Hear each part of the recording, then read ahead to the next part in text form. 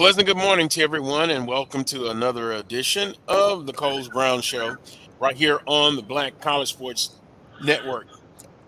June the 1st. This year is going very fast, and on today's show, our guest menu looks like this. Coach Carlos Funchess, Southern University women's basketball coach. He'll join us in hour number one. Following Coach Funchess, Coach Kevin Johnson, Southern University men's basketball coach. He will join us. And then our last guest, Quinton Butler, Southern University football signee, will join us. Here's what's trending on the Coles Brown Show. Grambling State University, congratulations, 2024 SWAC baseball tournament champions. My prediction went out the window. NCAA settles the antitrust case, and we're going to delve into that in this hour number two. And then last but not least, number three, the NBA finals are set. That's what's trending on the Coles Brown Show. Good morning and good afternoon. Good afternoon to Wheeler. Good morning to Charles. And good morning to Coach Pettaway. Good morning. Good morning. Good morning. Good afternoon. Good morning. Well, my prediction went out the window. Wheeler, you were close.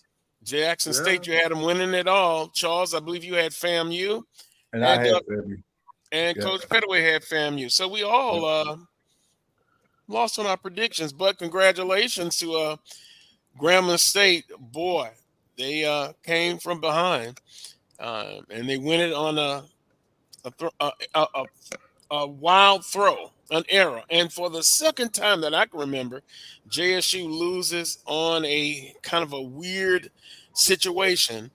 But Coach Omar Johnson and Jackson State, hey, they made a great run through in the tournament. And it was very, very close. Congratulations once again to Grambling State, who, by the way, will be playing ULL in the Texas A&M Regional. They lost to Texas A&M, the number one seed, 8-0. Yep. Now they're in an elimination game with ULL. Charles, Grambling State got it done. Yes, they did. Congratulations to Grambling, my alma mater. First of all, congratulations to Jackson State. As you mentioned, job well done getting to the finals. And, hey, let's be real about the way that ended.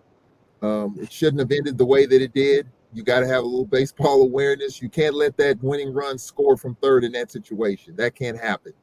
And so, but it did. And as you mentioned, it's not the first time it's happened. But congratulations to Jackson State and congratulations to Grambling and Coach Pierre. If you go back and look at Grambling baseball, it's their first title in over a decade. Just think of the coaches they've had that have had success. Of course, Coach Ellis, who was the builder of Grambling baseball. Then Barrett Ray, who left to go to Alcorn, helped us win a championship. Who was his assistant? His assistant was James Cooper. Coop won a championship. Then when Coop left to go to the Yankees organization, who was his assistant? Coach Pierre. He wins a championship.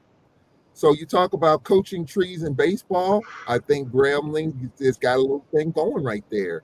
So Grambling, look, congratulations to them. Their bats. They got enough pitching in the championship game. They had enough hits yesterday, left too many runners on base against Texas A&M. I do think they have a good chance in bouncing back. I think if they score some runs and cash in on some of those opportunities that they didn't yesterday, I think they'll have a chance against Louisiana. But, job well done for the Grambling Tigers. I thought that they would be the one team out of the West that might win the whole thing. I was just concerned about their pitching. And if you told me in the championship game the score would be 6-5, I probably would have said Jackson State because their pitching in the tournament late was a little bit better. But Grambling got it done. Congratulations to them, and let's hope they stay alive. Coach Pettaway? Well, yeah, I was wrong. I thought FAMU had the pitching. I thought that they were in a groove, and I was wrong. Grambling did what they had to do. And in postseason play, you just got to come with it, and they did it. And I'm not happy for Grambling, and looking forward to that game today against ULM. Wheeler, you predicted Jackson State, but boy, you were close with your prediction. Yeah, but all props to Grambling, no doubt about it. Yeah, you win it the way you win it. I mean, so, at this time of the year, that you can't afford to have any mistakes or, any BS type errors, that sort of thing. And Grambling just took advantage of an opportunity and won the championship. So, best of luck to them today. And we all know that these regionals are an uphill battle for us. Hmm. And but hopefully we'll get out there and make a good representation of ourselves, and look forward to build on it and move forward. Yeah, I mean, because historically it's been tough. Let's just put it out there. It's been tough for our schools when we get in this setting. But we're pulling for Grambling State. They have a shot against ULL. I think it's going to be tough. But hey, you go out and you roll the ball out and you see what happens. Um, I want to say this also. Coach Carlos James resigned at the University of Arkansas Pine Bluff. um, he had put out uh, on social media that the time had come, and our thoughts go out to Coach Carlos James. He was a guest on my show numerous times for many years. Offered him an invite to come on the show. He just kind of want to settle down and take some time off, but he did say that he would like to continue to coach. It's going to be a new chapter for him wherever he lands. Here's a guy that's overcome a lot, at UAPB. Resources were a situation where he wasn't happy with, but he stayed in there. So we'll see where he lands, but he officially resigned, and before then, the story came out about how hard it was to get things done with the resources he have there at the University of Arkansas Pine Bluff. Also, it didn't make one of my top stories, but what's trending, but it should have. Um, the Commissioner Cup came out, and I heard a lot from, of course, the Southern University fans. Basically, and I know Wheeler. They finished fourth overall, but middle of the pack, middle of the pack. And that's where they are. Congratulations to Alabama State. They got it done as usual. So when you look at the Commissioner's Cup, it's about the overall athletic uh, programs. That You can't includes you can't that, call fourth that- middle of the pack, Carlos. You can't call fourth middle of the pack. what do you call it? That's pretty What much I upper mean, third. what do you That's call it? gotta be. You gotta What do consider you that. call it? You What do you gotta call it, consider Wheeler? that in the upper third. You gotta consider that in the upper third. Upper third. I Okay. mean, and it sounds better. Number one, The upper third. Okay. but I understand. I understand where you're coming from, and I understand where the fans are coming from. And when you got the highest budget in the SWAC, the expectation should be, right there in the 1-2 slot, that sort of thing on a regular basis, and so nothing less than runner up, for the Commissioner's Cup should be quote unquote acceptable, considering the resources that are poured into, the athletic department at Southern. So I can understand that, but you're in the top four, you're in the upper third of the conference, which there are probably about maybe 8 more other schools that would love to be in that predicament and love for somebody to call that middle of the pack to them. But yeah, I guess it is. I guess it is what it is on that one, Carlos. Yeah. Well, you you would like me to say the upper third. Okay. If that makes you feel better, okay. I just call it fourth place. And it was at one time that Southern University owned that Commissioner's Cup, but everybody upgrade, time changes, and I just my humble opinion, Coach Federway, Charles, and Wheeler, fourth place. When you say Southern is a standard, I think it means it should be a little bit more than fourth place. But maybe brighter days are coming. I'll take a look at it and see what happens. But the upper based on the third, Coach resources, Getaway. based That's what he said. resources, Upper Carlos, third, upper third. you got a legitimate gripe, Carlos. Based on the resources, you got a legitimate gripe. So I'm not gonna take that away from you at all. Thank you. Based on the resources, you got a legitimate gripe. You expected to be in that 1-2 slot on a regular basis. Yeah, but I mean, you look at Alabama State, and they really dominate in the non-revenue sports. Mm-hmm. Yeah, but it's the revenue sports that they're really lacking at, and I'm willing to guarantee you that their faithful will give up a couple of those cups for some championships in the revenue sports. What? They will give up that commissioner's cup, if they can win in football, men's and women's basketball on a regular basis. I guarantee you. Well, I can't, Charles. And by the way, I can't speak for Alabama State, but I see Dr. Cavill is putting the mathematical equation that's coming across the screen. Well, yeah, 7-9, the third, but, 25%. I mean, this is an easy math equation, Carlos. You got 12 teams. If you're in the top third, that's 1 through 4. 5 through whatever is the second third, and then 8 through 12 is the bottom third. So if you finish 1 through 4, you're in the top third. That's easy math to me. Now I wasn't great in math, but that was easy. Right. And then Alabama State. That's how I see it, Charles. That's how I see it. Yeah. And then we look at it. Alabama State, women's athletics they had a program. They won the Jacket Award as the top female program. And when you look at the men's sport, they finished 4th when you come to the C.D. Henry. So they didn't put their emphasis, but their winning numbers came from their women's athletics on the women's side of the trophies. I mean, of the conference. So they're doing a pretty good job with that. But I know Alabama State, they got to be happy because if I'm not mistaken, now that's their second year in a row that they've won the Commissioner's Cup. So that means that they're doing something right down there in Montgomery.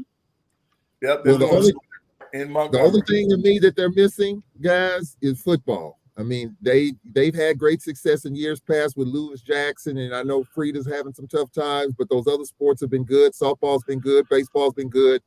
But we always talk about football. And for Eddie Robinson Jr., is this the year that he finally breaks through with body at quarterback, perhaps? But I think that's the only thing. They've got the facilities. There's no question about it. I've seen it all.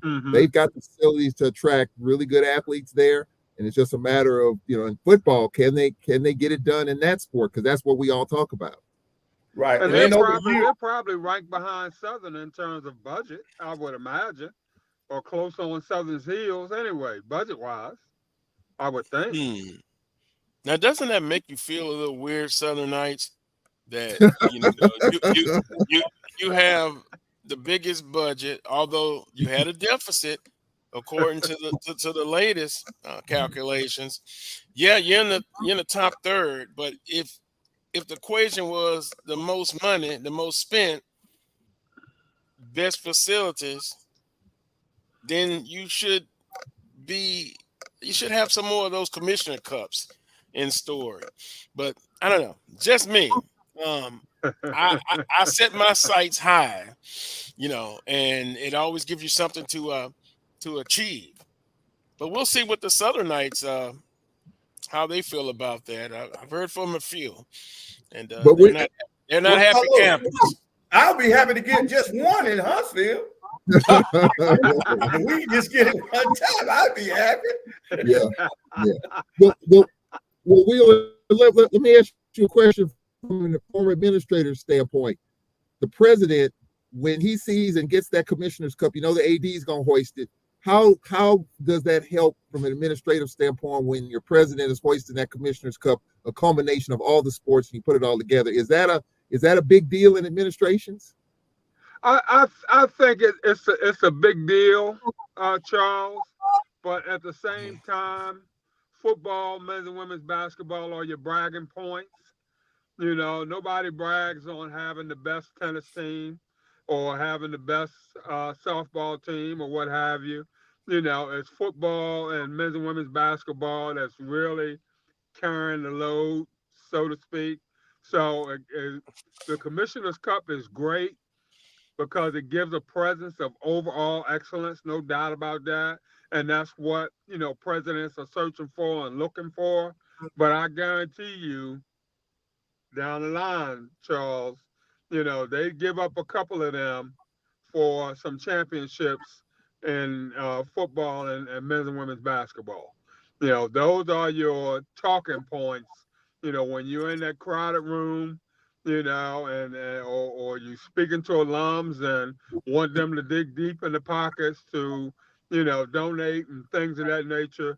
When you got football and men's and women's basketball to brag on, kind of gives you a little bit more oomph. Your chest can get stuck out there a little bit further. And, I just think it helps more so overall. Well, I'm going to be facetious. They're going to be in the picture, the presidents and all of those non-athletic personnel. They're going to be taking the photo ops. They're going to be in the pictures. But then when it's the hard work that need to be done, I'm looking for them. I don't see them in the picture. The AD is left to answer everything, and it's tough. I always say a pastor, a representative, the president, and the AD, they have tough jobs. You got to answer to the people. But yeah, they're in the photo. They're in there.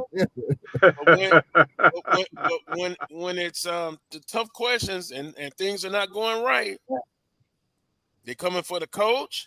They're coming for the AD. And I just want to remember that. Let's take a quick timeout. Once again, congratulations to Grambling State, SWAC, 2024 SWAC baseball tournament champions. Also, congratulations to Jackson State. Had a hell of a run in the tournament. NBA Finals are set. Boston and Dallas. I'm going to tell you why my head says one thing, but maybe my heart says the other thing. No, I'll tell you now. I'm going for Boston. I don't like Dallas at all. No, I don't like them all. But we'll see what the panel has to say. And also, the NCAA settles the antitrust case. I'm going to look at an article from NPR and ask some questions about what does this mean going forward. But up next, Coach Carlos Funchess, if he's in the waiting area, he'll join us next. You're watching the Carlos Brown Show right here on the Black College Sports Network. Since 2002, Empowerment Resources, Inc., a nonprofit organization, has empowered more than 1,500 youth and adults in Duval and surrounding counties. Through its programs, Journey into Womanhood, Girls Mentoring, Life Skills for Teens, and Parenting Education Coaching. To get involved with programs, volunteer, or donate, visit www.empowermentresourcesinc.org. Follow us on social media, facebook.com/empowerment.resources and instagram.com/empowermentJAX. The human voice has always connected audiences with experiences. Major brands all across America have trusted Kever's voice time and time again. Conversational, powerhouse, intelligent, and sincere. That's the voice you need for your creative marketing process. KEAVERSVOICE.com. Kever's Voice, Kever's Voice, KeversVoice.com. Always on, all the time. Nope. Nope. Come on, him? Ooh, I like him.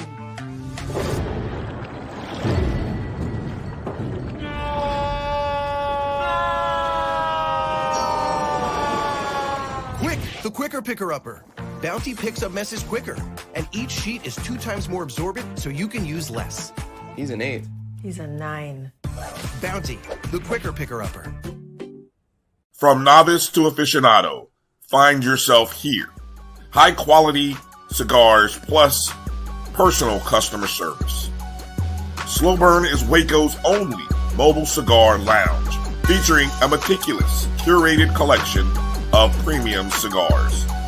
Visit our website, www.slowburnwaco.com. That's www.slowburnwaco.com.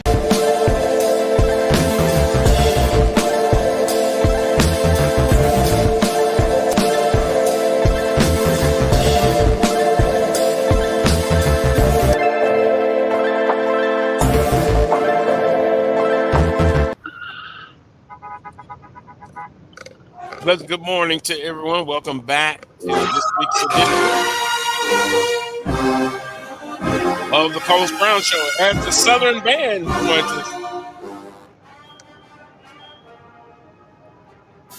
Can everyone hear me? Coach Funchess. Yes. Good morning, everyone. There we go. Good morning. Star Studded Cash right here. Good morning. Good morning. Coach Funchess joins us, Southern women's basketball coach. Coach, welcome back to the Coles Brown Show, and we'll get right into it. Your thoughts on last season, because we didn't get a chance to talk to you after the season was over with, but kind of review the season for the Lady Jaguars. Were you able to hear me, Coach? Well, I thought we came out, played extremely hard. We were just inconsistent most of the year. Okay, we're having a hard time hearing. hearing. Can you hear me? Yeah, I think we got you now. If not, we'll. Can you hear me, Carlos? Yeah, I can hear you. Can you hear me? Go ahead. Okay. Yes, I can hear you. You have me? Okay. Yeah. Can you hear me? Yes. Well, what we'll do then, log in and log back out. Hear you. Okay. Let's try it again. Coach, you were talking about your thoughts on last season. Try my phone. Okay, what we'll do, we'll take a timeout and we'll come back and we'll get Coach Funchess to come back in with us. Southern University women's basketball coach. We apologize for that, and hopefully we'll get it straight. So Carlos, I think one of the things he was trying to tell us was that they played hard, but they were inconsistent for most of the season. And he's right, man. When I saw them, man, there were times that they played so doggone hard, and I think on the offensive end, sometimes I think that's where the inconsistency they're talking about came in, because some of the times that you would see from the game to game, you didn't see the same type of effectiveness on the offensive end for them. So I think that's what he was trying to was alluding to before now. Okay, let's see Coach Funchess. What about my phone? Right? Okay, I think we're still having technical difficulties. You can use your phone, log in, log out, and log back in. Okay. Can you hear me?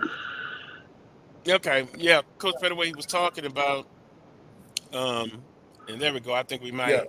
Yeah, that's good. Yeah. That's better? Coach, yes, sir. Can you hear us, Coach? I'm sorry about that. I don't know, this Wi-Fi in the mini dome is kind of touch and go.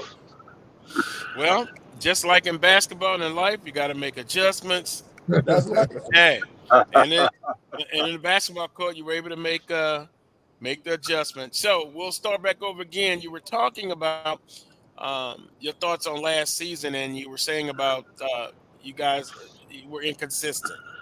Yeah, I thought we played hard. That wasn't an issue. As a coach, Coach Pettaway can tell you, if your teams play hard, sometimes it's just not going to happen for you. Right. The young ladies gave us everything that they had from an effort standpoint. We were just inconsistent, shooting the basketball, execution-wise. We struggle at times. Sometimes we would play really well for 3 quarters. Sometimes we want to play well for 1 quarter, but we never just really got gelling. But I thought down the stretch, the last couple of games, we went to Alabama State, won that game, beat a good Alabama A&M team at Alabama A&M team going into the tournament. And I thought we had some momentum going. Played the Alcorn, played hard to win, but just didn't knock down shots.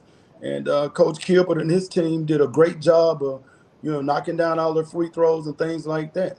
And in tournament play, Coach Pettaway can tell you, it comes down to little things like that, making layups and making free throws. And then, Coach, you did have if I'm not mistaken, a big win out of conference.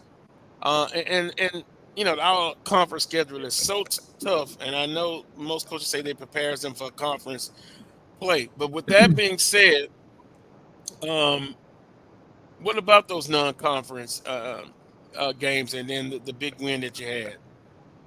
Well, I thought we played well at times. We were without a couple of players most of that pre-conference schedule. Genovia Johnson had a shoulder injury. She had off-season labrum surgery, so she was out until the last, I think, 2 or 3 games of prior to playing conference. Raven White was out the entire non-conference season. She didn't start playing until January. She had a foot injury. Now Gordine, who transferred in from Temple, she's going to be a really, really good player for us and was one of our better players coming down the stretch. They played well, and once we got everybody together, just kind of retooling and getting momentum and getting chemistry and things like that. We went and played Miami. We had opportunity to win that game. We were right there. We went in and we played Oklahoma. Of course, that's the big non-conference win we got, and they ended up winning the Big 12. So we were capable at times, but again, we were just not consistent throughout the year. And then, Coach, you're coming up to this upcoming season. You just talked about last season, and then a retooled roster. We talked yesterday, the transfer portal. You've gotten a lot of additions to the roster from players from within the conference. Talk about that. Well, we added some good pieces. I'm extremely happy with the players that we signed. Got a couple of them. Micah Trail transferred from Louisiana Monroe. She's going to be a really, really good player. She's from Lake Charles. They won 3 state championships there. We got Deshante Edwards, who was one of the better players I thought in this league, better two-way players in this league from Bethune-Cookman. I mean, she can guard the best of them, and she can score the basketball. Tanaya Lawson, she'll be coming in from Texas Southern. She's another transfer that can play. She averaged double digits. And all these ladies played at least 50 to 60 basketball games. We lost a lot of experience, but we're bringing in a lot of experience. We got Dakaya Sanders, point guard from Alabama State. This will be her 5th. She has over 100 games under her belt. So we lost some experience, but we're bringing in a lot of experience to go with what we had coming back. And I think that the freshman class that we signed was, really good. All those young ladies that we signed, Jocelyn Tate from North Little Rock, she's a mid-Division I player. Demar Porter, she's another young lady. She was MVP in the Mississippi-Alabama All-Star game. And Aubrey Wilkins, who's from Columbus, Georgia, Carver High School, she's a really good point guard. That's 3 freshmen. But we do have a mix of freshmen, and we assigned a JUCO player, Kiana Wilson.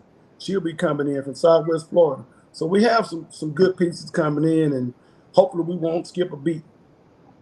Well, Coach Funchess, it seems like you've got a gumbo, a mixture of transfer portal, high school, and a little bit of JUCO. How important is it to be when you go into the portal? Because that's the big thing besides NIL, collectives, et cetera, et cetera. How important is it for it to be a good fit? And then the chemistry issue is something that you look at when you start the season, or before you start the season, actually. Well, that's the big thing when you're getting a lot of transfers. You want to make sure that they're going to be a good fit. So we try to do our due diligence in doing kind of background checks and talking to people who know them from high school, even with the transfers, and just try to check all the boxes and get the right person in there, not just a good player, but the right person that's going to come in. Now, they have to be able to play, don't get me wrong, but they have to be able to play together. Right. You know, if you have 5 people pulling in different directions, it's not going to happen, no matter how good those players are. So I think we got the right players as well as the right people in here. Interesting. Anyone else on the panel have a question for Coach Funchess? How you doing, Charles? Go ahead, Charles. Yeah, I got a couple of questions actually. You had a Alcorn transfer on your team, Kaylo Billow, and she was really good with us. She was great. She was speedy, a great assist person. Talk about how she was able to fit in. I mean, she was only with you for 1 year. Talk about how she was able to fit into what you were doing. Once she came in, I knew she was tenacious defensively, and she could shoot the basketball. And she's a great young lady, a quality young lady. Extremely intelligent. She's in grad school. She'll be graduating this summer. And she was the kind of person I want representing our program. But she came in and she gave us everything she had. She was a team player. She knew that we had a starter at the point guard position, but she came in and gave us 15 to 20 minutes each and every night. And she was a great teammate with everybody. So, I mean, that's part of the SU family. Yeah. What the other elephant in the room, Coach, it hasn't been approved yet, but, there's a proposal out there. It's been talked about where if it's approved, you're going to be playing games on Thursdays and Saturdays. Talk a little bit about that, Coach. What are your thoughts on it? How did it originate? Because I don't know how it got started. I've heard it's been kind of in the making for a minute. Can you talk about that? Well, when I first heard about it, I mean, I think it was pretty much done. I think it was done for TV purposes, making sure the game started on time. I think they had a couple of overtime games to kind of push back some of the men's games on the women's side, overtime games to push some of the men's games back. But I think they just wanted to get away from all those things and trying to kind of let us stand on our own. So I think the women's side has really improved as far as the quality of basketball. And I think that they really believe that we can draw fans, alone. So we're going to keep working hard and keep trying to get better. And hopefully we still have that consistent fan base that we've had in the past here at Southern. I think double hitters on Saturday is going to be really good. And, of course, we're going to be supporting the men on Mondays. Right. Hey, Coach Funchess, with so many new people coming in, will this summer really be important for you all? In other words, getting the people in so that you can get the summer workouts in, so that they have a longer time to gel versus bringing them all in the fall. Coach, you know how that goes. If you don't bring them in the summer, it's going to be hard, especially in transfers and trying to get some chemistry, some continuity. As a matter of fact, sitting in the office right now, the staff is over, helping a couple of kids move in. We start summer school on Monday. Okay. So one just texted me and said her flight got delayed coming in from Maryland. So, she won't get in until late tonight. So you're trying to work through all those things, but you have to have them here in the summer. And we have a lot of team building things to put it that's in place to try to help get some off the court chemistry as well as on the court chemistry. That's going to be really important, especially with these young ladies. All right. What can we see new on the schedule this year in terms of non-conference? Have you been able to I know it's probably not complete yet, but have you got anybody new that we can look forward to seeing? Well, right now we still kind of in the preliminary phases, but we'll probably be playing Nebraska. We're looking at going out to play USC. We hadn't played them in a while, so of course if you go to California, you're gonna have to play 2 games. They have the Juju Watkins phenomenon going on out there in that area. So we're going to make a California trip. So I wouldn't mind going to Maryland. We have a couple of young ladies from in that area on our team. Actually, we're going to have 3 from in that area. So probably getting up in around that Baltimore area, maybe playing the University of Maryland or somebody like that. Okay. Coach, if I could, got a question from the chat room. Jeremiah says, ask Coach what he does in the off season to improve his knowledge and understanding of the game. Well, We constantly go back and watch film and see what worked for us this past season, and kind of retool it to what we have coming in. And we probably try to play our players' strong points. If you don't have a good 3-point shooter, why you running double downs to get them a 3-point? Right. Things like that. But we always look in the mirror first as coaches and see what we need to do to improve, not just offensively, but defensively as well. I think we'll probably play a little bit more zone next year. Generally, we're a man team, but I think we have enough length where we can play a little bit more zone. And we're going to be deep once again. I believe we'll be able to go 13, 14 deep at times. So, just going back and watching a lot of film to kind of help us as coaches. And Coach, as far as expectations, we talk a lot about it on this show. We agree. Sometimes we disagree. How do you and your staff handle expectations, particularly, at Southern University? Our fan base, rabid, some other adjectives I could use, but how do you handle those expectations, you and your staff? Each and every year. So, that's the mindset that we have, and it's not. We look at it day by day, and then game by game. You go in and try to be the best that you can be, and then when the horn sounds, look up at the scoreboard and see who wins. But it starts play by play. Practice by practice. Every rep that you put in practice is going to be a carryover to the game. On both ends of the court, again, offensively and defensively. Just executing and boxing out, doing the little things. Even in the NBA, the little bitty things, that's what win games. A missed free throw or missed box out. Yep. That will win or lose a basketball game for you. So you want to clean up all those things early. Coach, also in the conference, there's been some movement. And I know all of you coaches, you are an organization within an organization.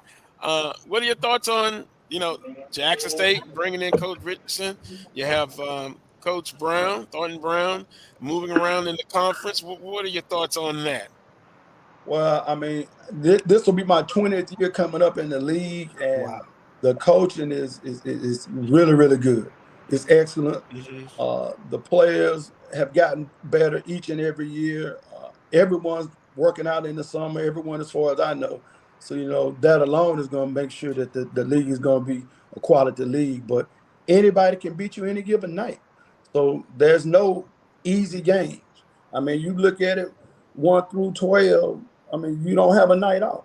So you have to work and prepare every game like you're playing for a championship. So, and we are quality coaches, as good of coaches as any of these mid-level leagues in the country. Yeah, and we've talked about it, coaching, the competitiveness. And last thing for you, Coach, and we appreciate the time.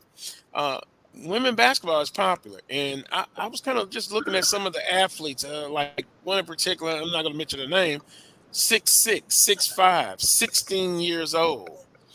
Just the talent is so much better, for lack of a better term, than say 10 or 12 years ago. Women's basketball is very popular now, and we see it from the WNBA level on down, and talented. Where do you see the future of women's basketball on the collegiate side, at least going forward? Well, I think ESPN thought that they had an untapped market there. And then once they started televising and marketing a lot of these women's basketball games, that they had 10, 12, I think 18 million people watch the national championship this year on the women's side. I think that was more than it was to watch the men's final. Yep. And, it all goes back to one thing, them being able to make money. And they saw that this product could make money, and they're pushing it. And in turn, we're getting a lot of publicity for it, and it's helping everybody, not just the women's side, but also in college, helping the men's side also. It's money that they used to have to put into women's basketball that women's basketball is generating on their own now. Yeah. So, it goes back to the dollar bill, and I think it's going to continue to get better, and they're going to continue to market basketball. I don't think that it was just a tremendous jump in talent level that made this more marketable. I think that they just saw it was untapped potential from a financial standpoint, and they started pushing it. People started watching the games, and they enjoyed what they saw. Yeah. Great. I That's a great oversight. And Coach Funchess, good luck this summer, this year, man. I really enjoy watching your teams play, man, because they play so hard. And I see your teams, they play like Carlos Funchess plays sometimes, okay? I like that. We go way back, Coach, way back. You're talking almost 30 years, 25. Yep. Yeah. Keep up the good work, man. Keep up the good work. Thank you, Coach. I appreciate it.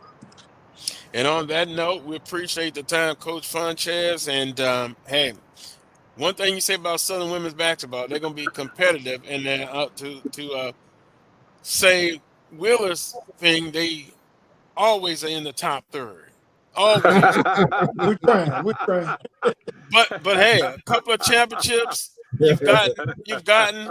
So continue good work and keep grinding with the Southern women's basketball program. One other thing, Carlos, I want to say this. The young ladies that we bring in, I mean, they're really serious about the academics. Over my last 6 years, we are 26 for 26 with graduates. So we're really proud of. We had 26 for 26. So I have an excellent staff. Coach Patrice Carter is our academic coordinator, and they do a wonderful job of making sure that these young ladies graduate. That's awesome, Coach.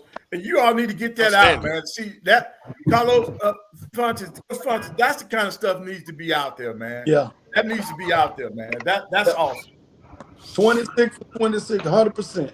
Yep. Hey, I love that. Now, look, that's not in the 1/3. That's top. I like that. Yeah, that's up there. That's great, man. That's awesome.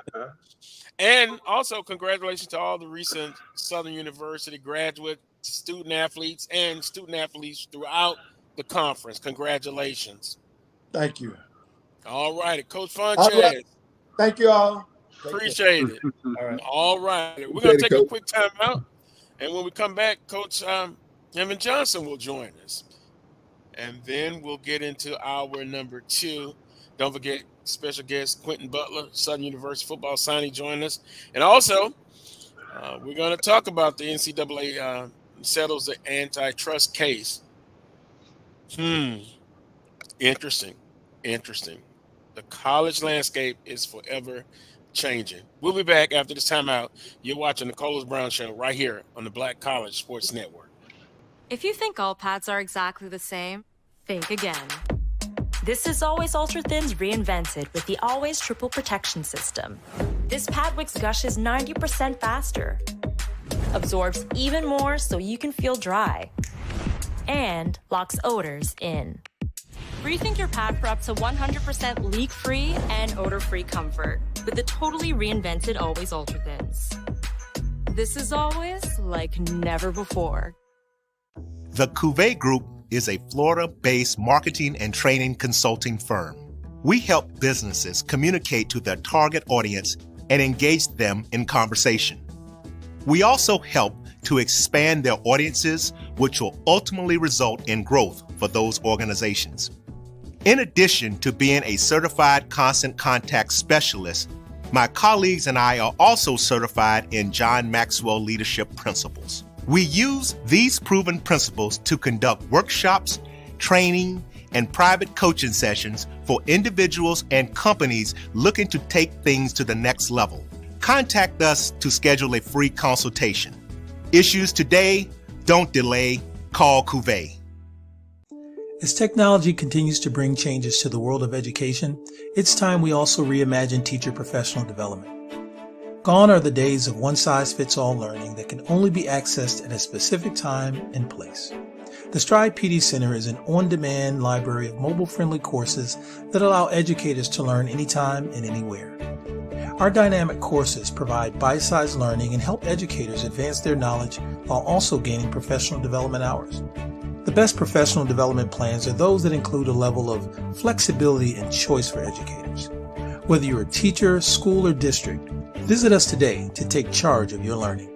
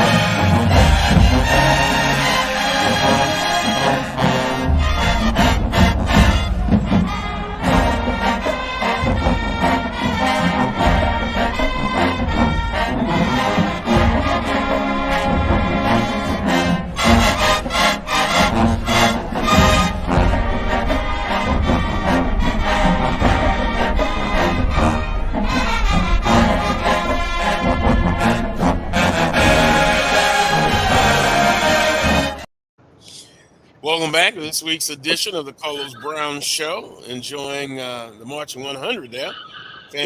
Look, we enjoyed them a long time, Carlos. Yeah, we enjoyed them a long time. So somebody must have some ties somewhere. Well, Roy's from Houston today, so, yeah, and he's a Florida A&M alum. So yeah,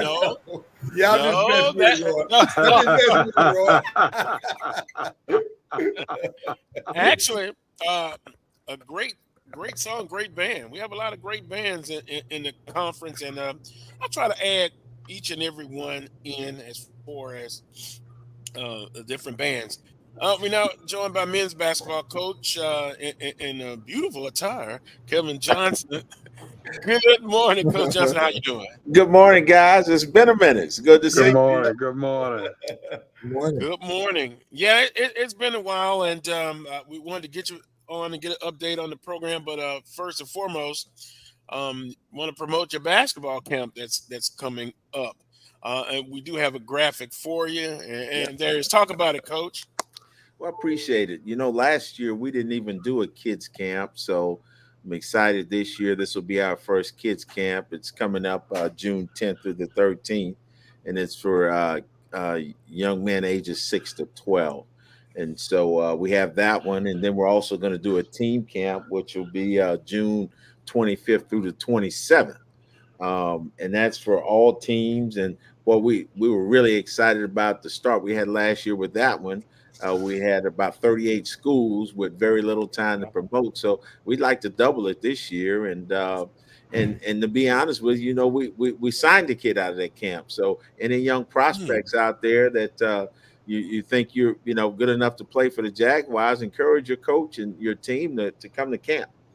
And then we'll finish the summer in August with an elite camp. We haven't decided on a date for that yet, but that will be invite only. So I'm looking forward to a full summer, and camps are a part of that as well. Right. Yeah. And, I was talking with Coach Funchess earlier this week, and now when you look at, you have your season, you have your off season, but no matter what sport a student athlete participates in, it's year round. And off season builds into the regular season. How important is that?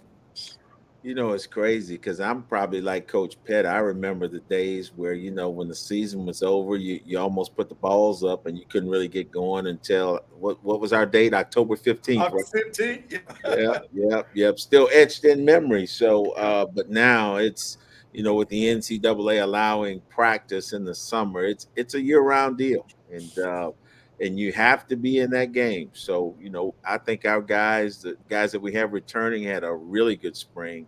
I saw a lot of progress in some of our returning guys, and they need it because we brought in some more guys. So, but yeah. Competition. Mhm. Competition. And you know what? That leads me, Coach Johnson, into updated roster and recruiting. What you can talk about as Sure. far as updating and retooling your roster. Yeah.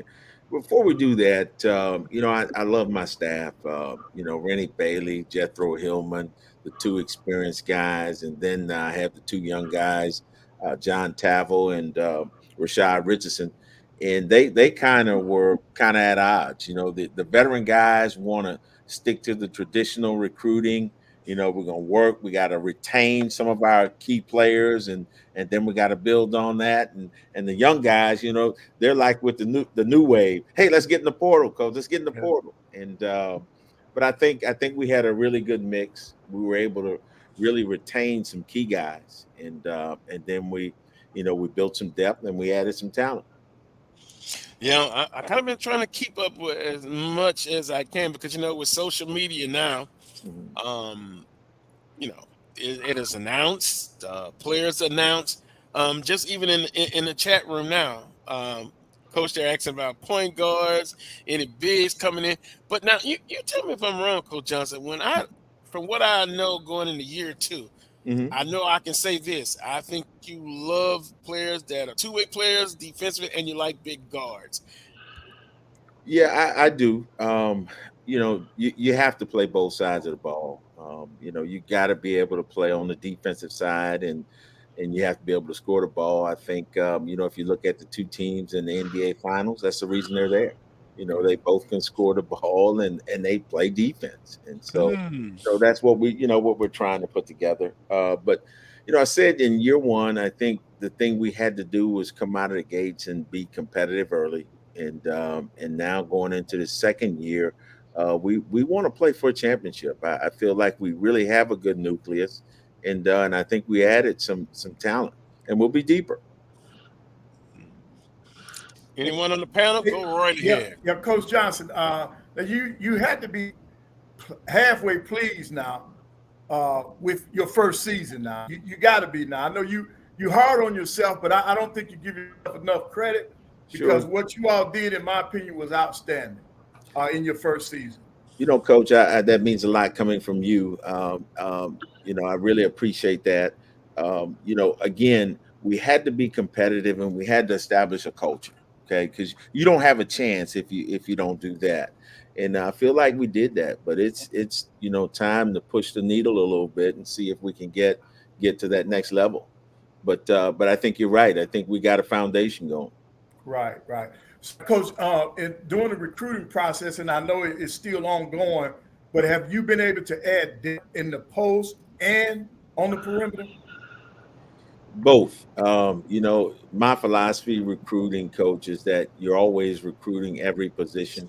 Um, the number one thing I wanted to do was I wanted more playmaking in the backcourt and get some guards that can score.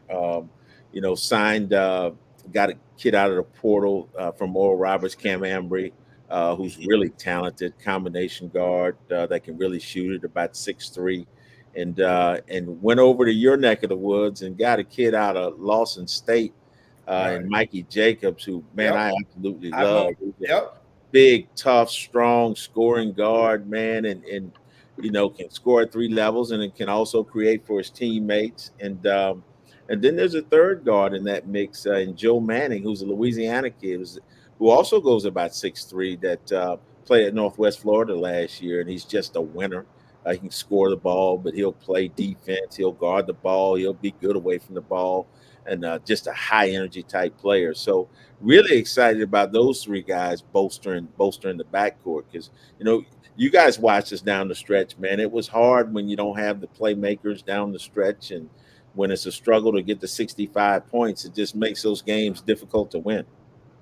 Right. Coach Johnson, in the chat room, Edward wanted to know is the point guard returning?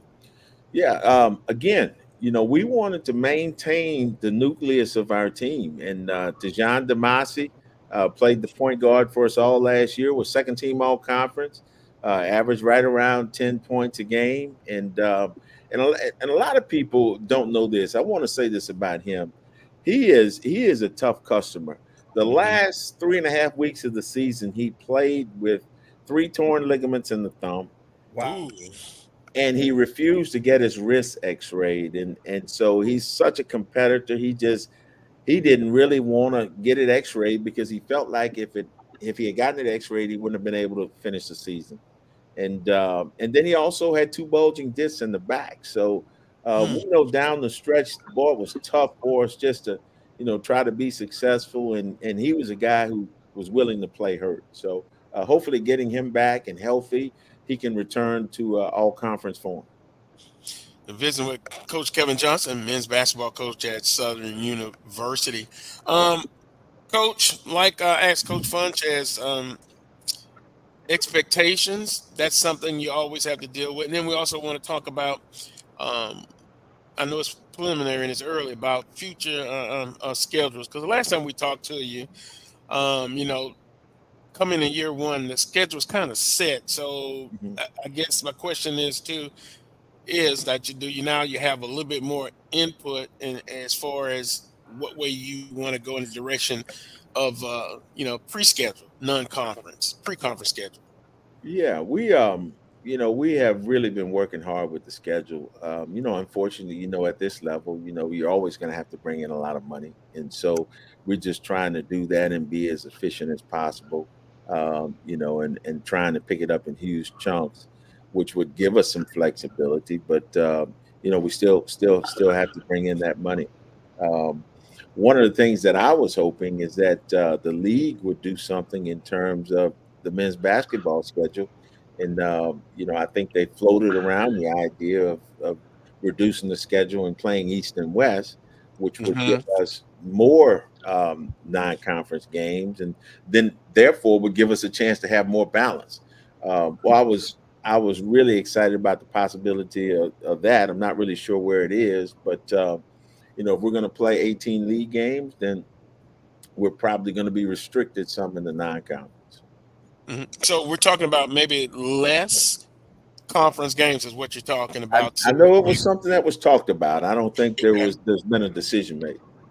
Well, I guess they're still, talking that part over. So with that being said, maybe some mid-major. Well, that's what I would like to do. See, so you have an opportunity if you have more non-conference games, and you have more flexibility, you have a chance to play some people maybe at your level. Maybe you can establish some rivals. We just got a call the other day. One of the better programs in our state. Everybody has seen the success that McNeese has had, and talked about their NIL payroll. Well, I don't have a problem playing McNeese, but if we have the flexibility, then we could do that, because I don't want to just go over there and play them. If we're gonna play, you're going to come to the Dome as well. Yeah. So things like that can happen if we have some flexibility with the non-conference. Oh, boy. Coach Johnson, McNeese, the present coach there, was a coach in this city. I wasn't going to say it, Charles. Now you got me choked up. But I can see that game being very nice. Very nice. Home and home. Home and home. And look, in the old days, Coach Patton, you can speak on this. Sometimes we used to do home and home in the same year. Yep. That's fair for everybody. Yep. That's a win-win. I'm liking that, Coach. I'm liking that. Hopefully that will come to fruition. Playing McNeese State, since the success they had last year in Southern, having success. I like it. And 2 in-state schools. I mean, why not? Right. And it helps in recruiting, I would think. Not that you're a stranger to recruiting in the state of Louisiana, Coach. Right. Yeah. But I just think having the ability to be able to do that. I'm sorry, Charles. I didn't hear you. I'm sorry, Coach. I didn't mean to interrupt you. those home and home games are always interesting, and trying to get those games, and even those 2-for-1 games too, which you get a guarantee. You get two games at their place, one at yours. You get a guarantee. I don't know if those still exist. They probably do, or maybe 3-for-1s. I don't know if they even still exist. But Charles, they're hard to come by. Oh, 3-for-1. Oh my goodness. Yeah.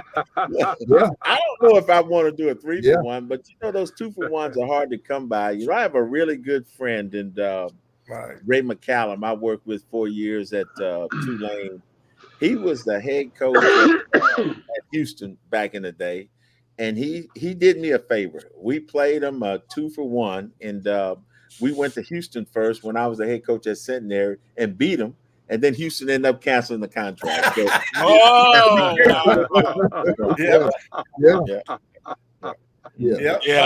That'll happen. Well, quickly, Coach, I got one question. Year Sure. one, you see the SWAC, you saw the SWAC landscape. You all had your ups and downs and all of that. What does it take to win the SWAC? When you look at the makeup of these rosters, what does it take to be? I mean, we saw Grambling and the experience that they had. Grambling was a very experienced bunch there, and they obviously got it done. But what does it take to win the Southwestern Athletic Conference? Well, first of all, this is a heck of a league, and if you don't have a legit mid-major team, you don't have a chance to win this league. And that means a lot of things. That means talent. That means experience. And Grambling had all those things. And I am convinced you have to have a legit mid-major team to win this league. If you don't have that, then you're wasting your time. And that's what our sights are on building. Right. Coach, is it a guard-heavy conference for what you're seeing, or is it a mixture of post and good guard play? I think we got it all. I think we got good guard play. I think we got good wing play. I think we had good size. I mean, every team had a big in the middle. We might have been the only team that didn't have just a big physical presence in the middle, but we changed that. So, I think we've had everything. And then, the style of play, this is a physical league. And so if you're not prepared to do all those things, then it'll be rough on you. But what an exciting year, man, and learned a lot. And, and again, we have an opportunity to try to push this thing out a level. Right. And then I think one of the biggest things that you'll see in this league, your team has to remain healthy. Because Grambling was able to make that run because they didn't have a major injury that derailed them this year. And when you look back at the past champions in this league, most of the time they stay pretty healthy. So health has to come in there, and that's where your depth comes in, so that you can keep multiple people on the floor. Coach, you said the key thing right there, depth, and that's something that we continue to discuss every day in recruiting was depth. And you look at the two games where Grambling beat us. Okay, we had a big lead in the first half at Grambling, and they have a guy comes off the bench who hardly played in Jamel Kofer and has a big game, and he sparks a comeback. Yep. And then they come to Baton Rouge, and we have another lead, and they have a guy named Terrence Lewis who he hadn't played in like 3 or 4 games, and all of a sudden, he makes 4 threes in that game. So when you have that depth and you have some guys who are willing to be patient, either one of those guys probably could have started at some point, but actually played their role and help Grambling win a championship. Oh boy, those others. When we talking Coach Federer about in the NBA, the others. Yeah. They are the ones that can win you a game and add to your team. 2 more quick things, Coach Johnson. We appreciate the time. A lot of times we get into discussions, with Jaguar Nation, local, and just see what you think about this. When I say local, I'm talking about the state of Louisiana. Sure. Now, some alums, they think local means exclusively the Baton Rouge area, but I look at local meaning the state of Louisiana. To me, that's local. You agree with that or disagree? Well, I'll be honest with you. My whole career has been made on the state of Louisiana and the city of Baton Rouge. And as long as I'm here, we're going to have Louisiana kids on this roster. We added 2. And we added 1 from Baton Rouge. And I think the quality of the high school basketball is good in Baton Rouge. You have some tremendous programs, and we're going to be a factor there. The young man we just recently added, Jace Depron, he's probably a top 5 player in the state. He's right down the road. So when you're 6'4.5", 6'5" guard who can shoot the peel, then what do? You sign him. So we're excited about him coming in here and seeing what he can do. Right. From Madison Prep, if I'm not mistaken, and a good two-way player. Now, last but not least, the NBA Finals. We're going to give you a chance to break it down. And who do you like, Coach Johnson, in the NBA Finals? I've had a lot of fun watching the NBA this year, and the best time in the NBA is the playoffs. And I want to say a little bit about both of those teams, because I think, and I told my staff this last week, we need to steal a little bit from both of those teams. And so I look at a team like Boston, and their starting lineup has become those 2 dudes, Tatum and Brown. Yeah. And then you add in a veteran like Jrue Holiday, who is actually another dude.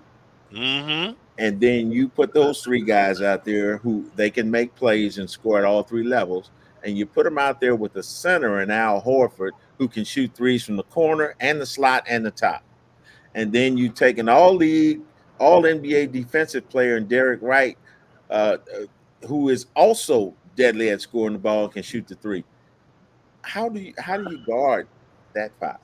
I know they have to play subs, but to me, in the spread game and the NBA game, I just don't know how you guard them. And then you take the Dallas Mavericks, and they've got 2 dudes, and they're the best defensive team in the league. So I'm looking forward to see how they guard Boston. I'm so excited. Can't wait for game 1. Yep. Yep. With that being said, prediction is no prediction, Coach Johnson. This is how I do the NBA Finals. I always wait till after game 1 to make a prediction. Don't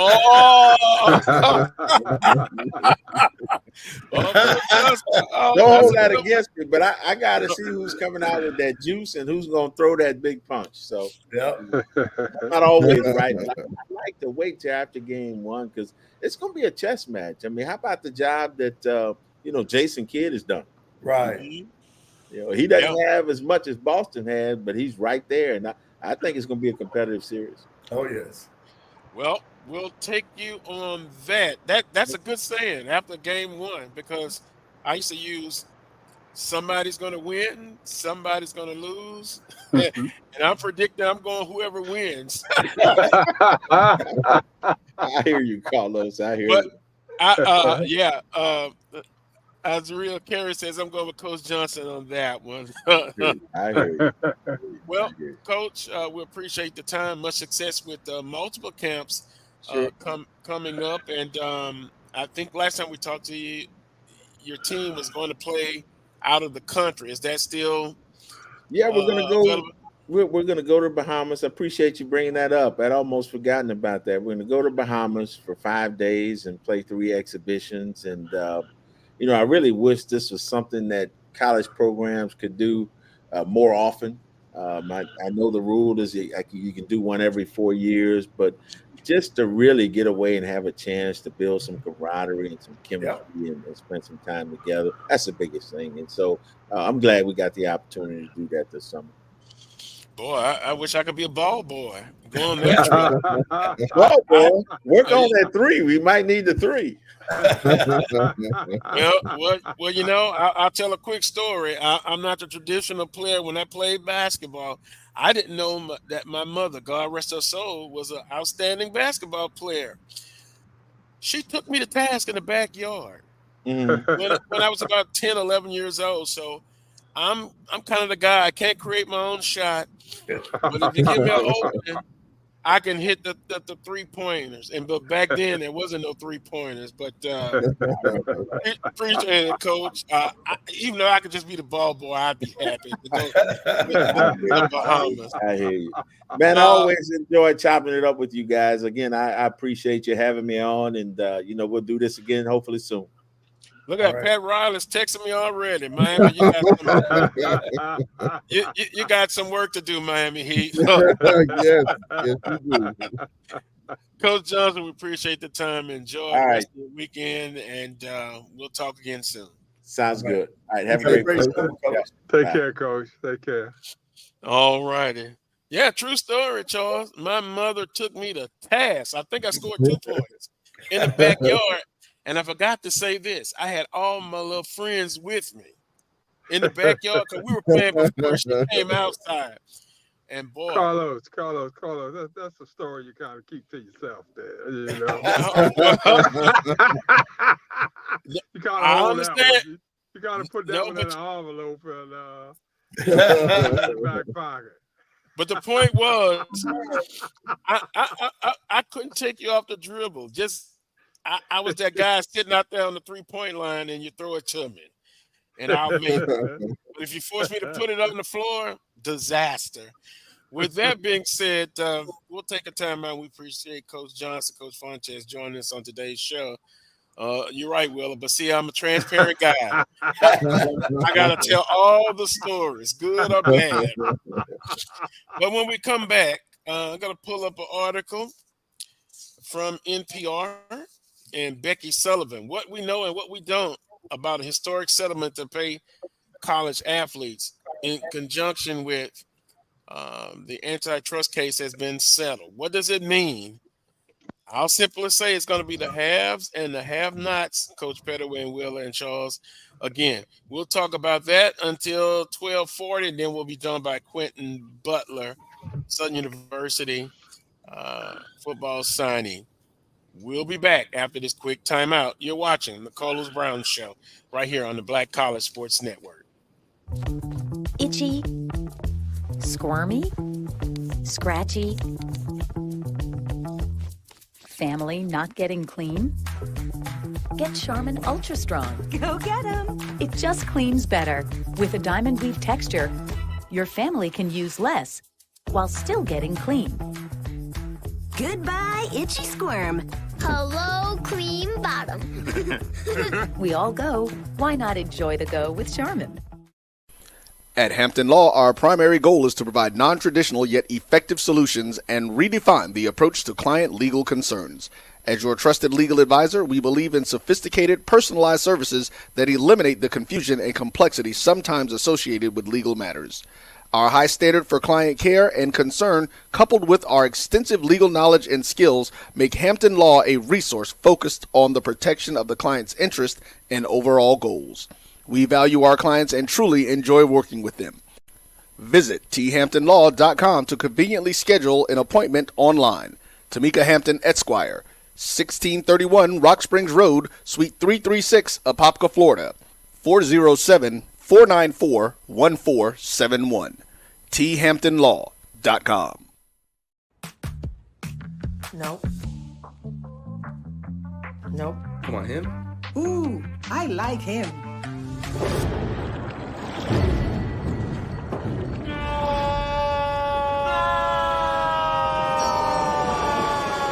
Quick, the quicker picker-upper. Bounty picks up messes quicker, and each sheet is 2 times more absorbent, so you can use less. He's an 8. He's a 9. Bounty, the quicker picker-upper. From now.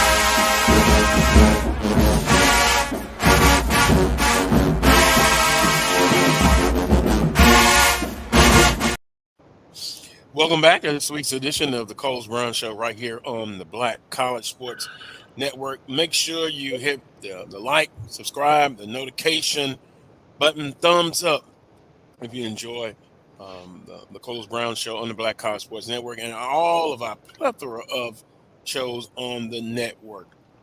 NCAA settles antitrust case.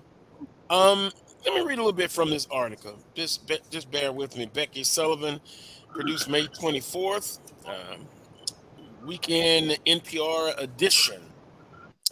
By far from closing the door on the years of debate and litigation over the question of payments to student athletes, the proposed settlement raises a slate of even more questions. Which athletes will be compensated? How much will they make? Will women be paid equally to men? Will schools that are unable to pay athletes be able to keep up with bigger, richer schools? Important questions to be answered. Here's what we know and what big issues remain unresolved. One, what would the proposal settlement cover? Two, will all college athletes get paid? Will women get paid equally with men? And are the NCAA antitrust woes over? What would the proposed settlement cover? In short, they talk about future-looking part of proposed agreement creates a system in which schools that are part of the Power 5 conferences, the Atlantic Coast Conference, the Big 10, the Big 12, the Pac-12, and the Southeastern Conference, all of which voted to approve the proposed settlements, can pay athletes. And it says each school will be allowed to distribute up to around $20 million to its athletes, an amount based on a percentage of the average revenue. On Thursday, the NCAA and the so-called Power 5 athletic conferences reached a groundbreaking agreement that seeks to end the century-old tradition of amateurism in college sports by allowing the athletes to receive pay directly from the colleges and universities they play for.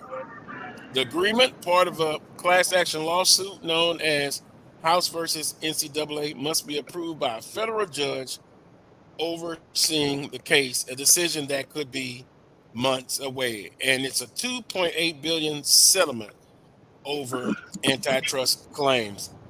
Wheeler, haves and the have-nots, those that can afford to pay those student athletes, they're not going to have any problem. But I also saw where in this settlement, the Power 5 conferences are going to, it comes out to about 40% of the payment toward the settlement. And guess who pays the other 60% in this settlement? And you know, that's roughly because there are not as many Power 5 schools as there are the general population of schools. You know, so I mean, at the end of the day, it's probably par for the course in terms of it being directed towards the actual number of schools in each category. You know, but you know, like you was just reading, Carlos, you know, there's still a lot of things to be decided. You know, who establishes how much money a particular kid gets? You know, will men and women be paid the same? Will football be paid the same as soccer? You know, all those questions need to be answered. You know, who will be paid at all? Will everybody be paid or just a chosen few? You know, so there are a lot of questions I think that have not been answered, and I don't know that we will get, you know, to those answers. Bottom line is, you know, you talked about the haves and the have-nots. That's the way it's always been, and I don't think that anybody thought that there was going to be a magical formula to all of a sudden flip the script in terms of, you know, the have-nots all of a sudden becoming part of the haves. You know, they are where they are. We are where we are. You know, there's probably a faction out there that, you know, is dedicated toward keeping us where we are. Let's be realistic about that. We're always going to have to be good stewards in terms of, financially managing our shops and things of that nature. So those schools that depend on the NCAA for a lot of monies, in the lesser conferences, they're the ones that are going to be hurt a little more than we are, because we don't depend like that. The NCAA will fund the things that's important to the NCAA. You won't see any decreases in terms of academic initiatives and things of that nature, because that is a popular go-to for the NCAA brass, that sort of thing. You may see decreases in terms of scholarship kickbacks and things of that nature. Things that are more so slid under the table. And NCAA was only supporting those based off of the amount of money the particular schools were putting into their programs. So if you were a fully funded program, you're the only one that could really expect a major kickback from the NCAA at the end of the year. If you were a program that wasn't fully funded in terms of giving out the maximum number of scholarships, you didn't get a lot of scholarship money back from the NCAA. And I believe that is still the case. So it's going to be interesting, Carlos, to see how all that pans out. Right. And then A.D. Brown, this money that we're talking about, I think they need to understand this is the distribution money that will go into the different conferences. What they're talking about, instead of you, for an example, instead of you getting 50 million like we've been giving you every year, you might only get 30 million. And so it's not coming directly from the schools, it's coming from that big pile of money that they have gotten from the TV rights and all of these the other revenues, and then that they distribute to the different conferences, and then the conferences break down and send it to the different institutions. So that's where this money is coming from. But when you look at it overall, Coach Pettaway, we weren't getting that much in the beginning. So I mean, at the end of the day, when that check comes in from the NCAA, it's really kind of minuscule. It's not something that you can really say, I'm going to budget for this or budget for that, or that's going to really move the needle in terms of our programs, that sort of thing. They never really moved the needle, and there were quite a few years when the SWAC didn't give out any monies at all. They pretty much kind of stacked it and kind of saved it for a rainy day or what have you. Where most conferences kind of give out a little, supplement at the end of the year, that sort of thing. There were probably about maybe 3 years when the SWAC didn't give out any dollars at all. Right. And this was before Dr. McClellan took hold of things, and I'm sure things have changed now. Yes. But under the old regime, I can remember, when I was at Jackson State, there were like 2 years, maybe 3 years, we didn't get anything from the conference at all. None of the institutions did. And so I mean, you can't complain about what you don't have, and at the same time, if you're not one of those that are fully funding your programs, you're not going to get much from the NCAA in terms of scholarship help in the beginning. Right. So, and Carlos, another big thing. I'd like to complain. Those who can pay more should pay more for this settlement. The Pac-5, I know it's few of them, but I guess that's like a progressive tax. Those who can pay more should. Go ahead, Coach Pettaway. Right. But no, first of all, when we saying Power 5, there's a Power 4.5. The Pac-12 is gone. So they need to stop saying Power 5. No, Carlos, I was going to say, another big thing that happened that's going to affect all of us now. They won a lawsuit about the transfers now. I saw that. Yeah, that's going to be a major impact, because now they're talking about going back, giving kids an extra year, because there were kids who applied to transfer, and they were denied. So now the NC2A is saying that you're going to have to go back and give that kid another year of eligibility. So that's going to be another big impact. I think that's 2019, 2020, I believe. Right, correct. If I'm not mistaken, but the settlement is there. Those who can pay more are not. Those who can least afford it are taking the bigger slice of that payment. Now, I want to also, will all college athletes get paid? No, according to the article. Football players and men basketball players at large programs are most likely to receive payments. That's because of the revenue, and I think you brought it up, earned by college athletic departments that has historically came from TV contracts. And we know the biggest one is March Madness, correct? Right. So, whoa. Also, women's basketball also earns some revenue, and those players could receive payments. It's going to be up to each school to decide how they're going to distribute $20 million. So, will all college athletes get paid? No. What do you think about that? That's I not think fair. it's the truth. It's not bad, but I think it's true. It's the truth.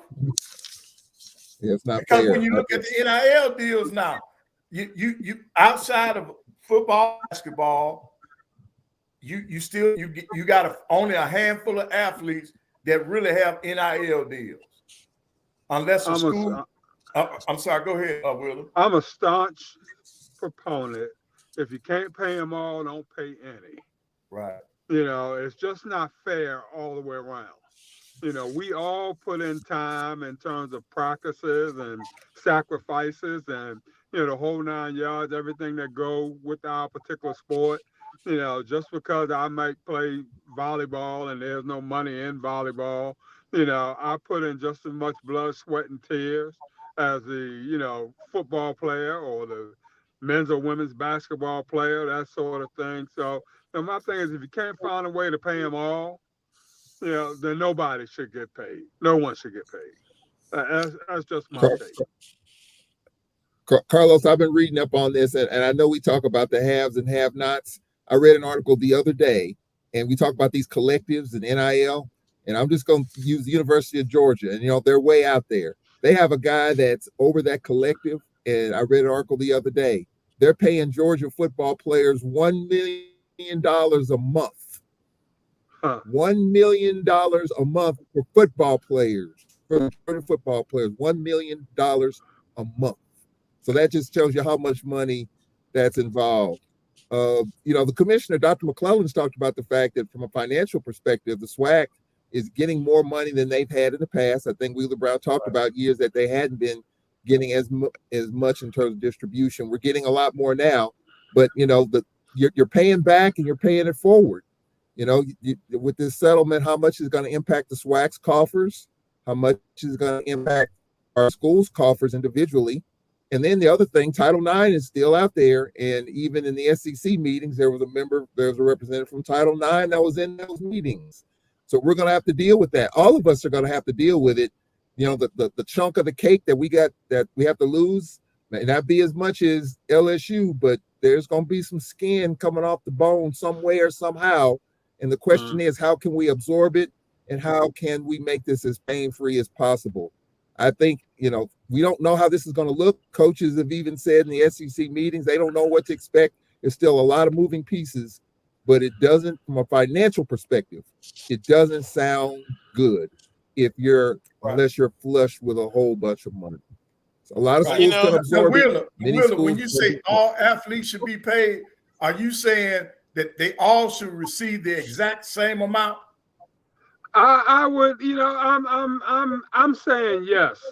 You know, even though, you know, we know football may be more physical than volleyball or what have you. I just believe they should all be paid the same. If you're going to do it, let's do it equally across the board. You know, I mean, outside of that, Coach, I mean, you know, you could say, well, you know, the quarterback is responsible for this, that, and the other. He should be paid X, Y, Z, you know. But, I mean, that's just like saying a quarterback should be paid more than the left tackle. or the running back should be paid more than the center.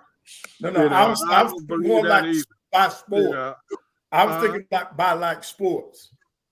And I don't believe that either. I think if you're an athlete at a particular school, that you're putting in just as much time and effort and sweat and blood in your sport as somebody else in another sport.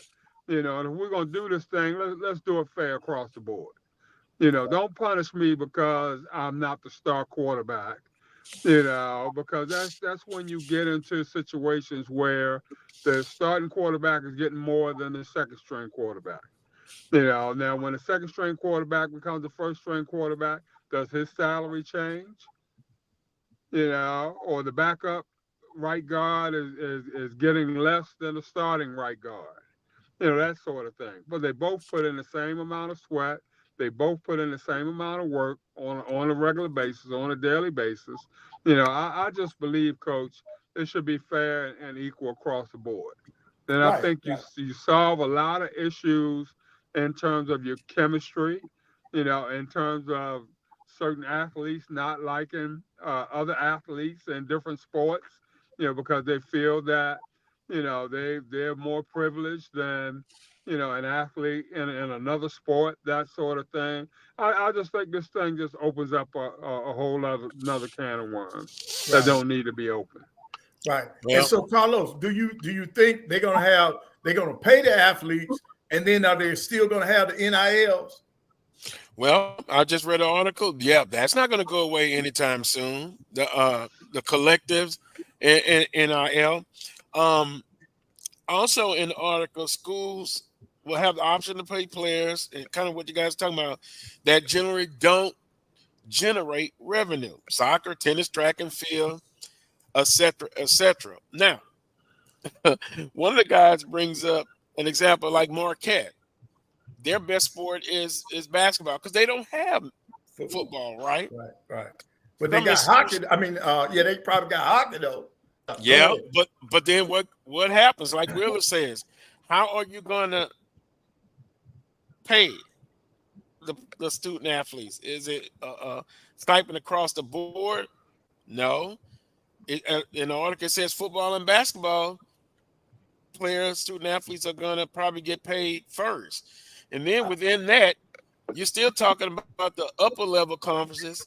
What about the other conference, the group of fives, then conferences like the Southwestern Athletic Conference? The genie is out of the bottle now. And so with that being said, how is it going to be equitable, fair? It's going to be tough. Then also they go into the article, will women be paid equally with men? And you still have Title IX issues. It'll still be some more lawsuits. Yeah. And then Charles, they asked the question, are the NCAA antitrust woes over? And the lady who produced the article said no. Of particular concern is the cap that the settlement places on payout, which is set for now at 22% of the average revenue earned annually by Power 5 schools. We'll say Power 4.5. That figure is much lower than the portion of revenue paid out in professional sports like NFL and NBA, where players take home half of the revenue. In those leagues, players have agreed to receive that share of revenue by way of collective bargaining agreement. Those labor agreements provide legal protection from individual lawsuits over compensation, says Mitten. But in college sports, where athletes aren't considered employees, no such bargaining agreements exist, meaning the NCAA is still exposed to antitrust litigation.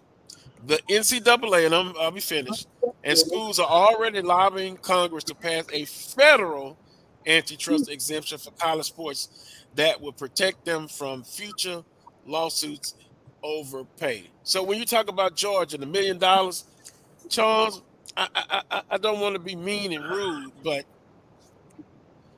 I'm more worried about HBCUs and colleges. I agree. Yeah. Yeah. I mean, I'm And just so, blown away by. I get it. I get it, but it's just I look at the whole landscape from top to bottom, and you're right. I mean, I think there have been some issues and concerns of whether or not college athletes should be considered as employees. That is one of the cruxes of this issue. Should they? Because if that's the case, then that's a whole nother ball game.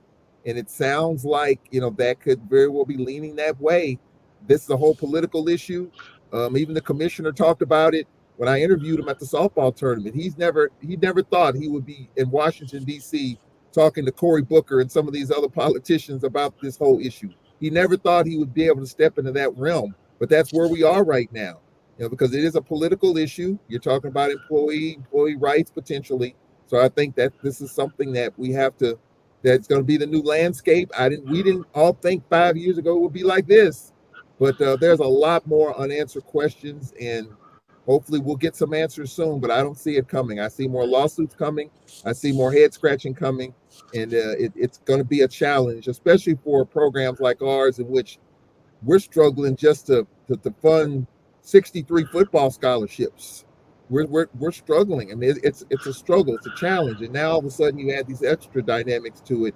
It's going to make it even more of a challenge. Somebody like Wheeler Brown, who's a hardliner when it comes to the dollars and cents, that someone like Wheeler Brown definitely is going to be in demand, because when Wheeler Brown was AD at Jackson State, he walked a pretty tight ship. And I think now even ADs, Carlos, in these articles at North Texas State, they got to make decisions whether they want to fund new projects. They want to fund renovations, because now some of this money is going for this other stuff. So even North Texas is not even on the map as far as FBS compared to Alabama, but they've got some tough decisions to make, and I think we all are going to have some tough decisions to make.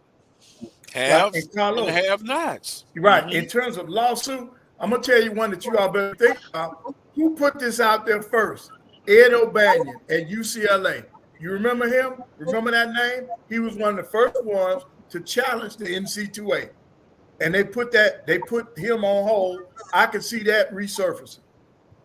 Well, I also read in the article that the NCAA was being greedy. They could have settled this a long time. Yep. Yeah. And so you pay now or you pay later. And when you pay later, but I still go back to those who can pay more. But that's society as a whole. Right. You want to give tax breaks to the upper echelon. Middle class. What is that? What is that? Middle class. Explain that to me. It's the haves and the have-nots. Those who can pay more should pay more. And it just makes the AD's job just a little bit tougher, Wheeler, now. Makes it a lot tougher, Carlos. A lot tougher. So and then you still gotta win. Right. And then don't leave that part out. You still gotta win. Oh yeah. You said bad. 1/3. I feel bad for the Vanderbilts. They never win. Yeah, but they in the conference where they're getting all that, and all the bread, the manna is falling from heaven, coming down for them. With that being said, as we wrap it up and go to a timeout, the article also says there's no really set final answer on how Title IX is going to apply. I think EA has been talking about that for weeks in the chat room. I think that is going to weigh heavily. I see some lawsuits coming in that direction. Look, at the University of Oregon, the women's student athletes have already filed suit. Oregon, who has a rich endowments and athletic program, and they still saying they're not treated fairly. Wow. I look at the SEC. I'm not envious, but I still ask the question, what in the hell they got to worry about? What do they have to worry about? Nothing. Nothing. But that's a capitalistic society, huh? Capitalism. Carlos, they're worried that they're going to pick up and form their own organization. Right. And succeed away from the NCAA. So that's the thing right there. That's probably going to happen. So you got to kowtow. You got to kowtow to them to keep them in the fold. Yeah, because they're a heartbeat away from leaving the NCAA and forming their own organization. Yeah, and Gonna so happen. you don't want to do anything to kind of piss them off too much. Yeah, because they're all set and ready to go. Well, I won't lose any sleep over them at night, but I worry about Southern University. I worry about the Southwestern Athletic Conference. Coach Dr. McClellan's been doing an outstanding job. They're able to do something now, but it's wartime, and not from a physical standpoint. Some may believe that, but from a mental standpoint, we've got to get it done. We got to take a time out. Let the conversation continue about that. When we come back, Quinton Butler is in the studio waiting to appear, and we'll talk with him. Southern University football signee. He's coming up next. You're watching the Coles Brown Show right here on the Black College Sports Network. Since 2002, Empowerment Resources, Inc., a nonprofit organization, has empowered more than 1,500 youth and adults in Duval and surrounding counties. Through its programs, Journey into Womanhood, Girls Mentoring, Life Skills for Teens, and parenting education coaching. To get involved with programs, volunteer, or donate, visit www.empowermentresourcesinc.org. Follow us on social media, facebook.com/empowerment.resources and instagram.com/empowermentJAX. The human voice has always connected audiences with experiences. Major brands all across America have trusted Kever's voice time and time again. Conversational, powerhouse, intelligent, and sincere. That's the voice you need for your creative marketing process. KEAVERSVOICE.com. Kever's Voice, Kever's Voice, KeversVoice.com. Always on, all the time. Nope. Nope. Come on, him? Ooh, I like him.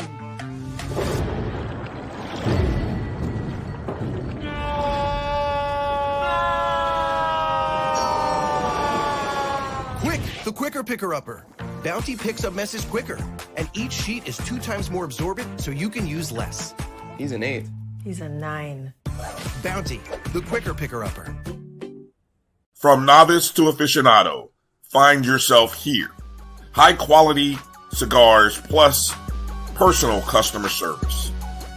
Slow Burn is Waco's only mobile cigar lounge, featuring a meticulous, curated collection of premium cigars. Visit our website, www.slowburnwaco.com. That's www.slowburnwaco.com.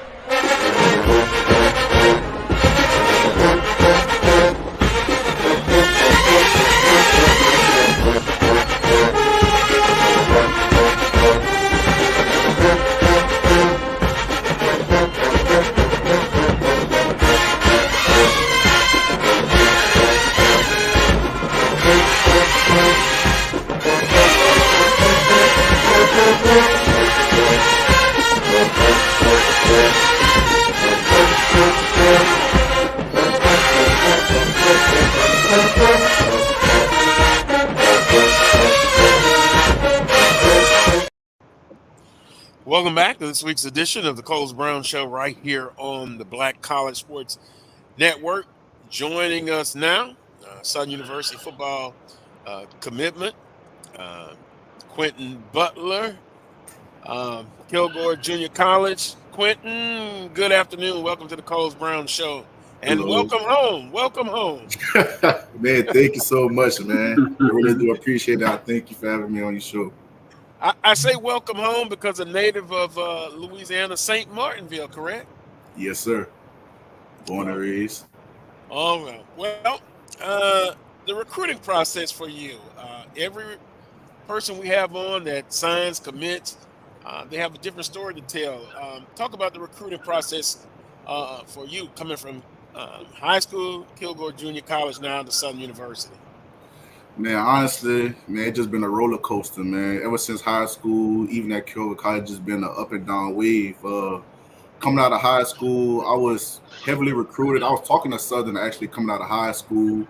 I was talking to a couple other schools, but just over the time, especially when COVID happened and a lot of coaching changes, I feel like some of the schools just didn't fall through with it. Or when Coach O left from Southern as well, I just didn't get re-signed as well.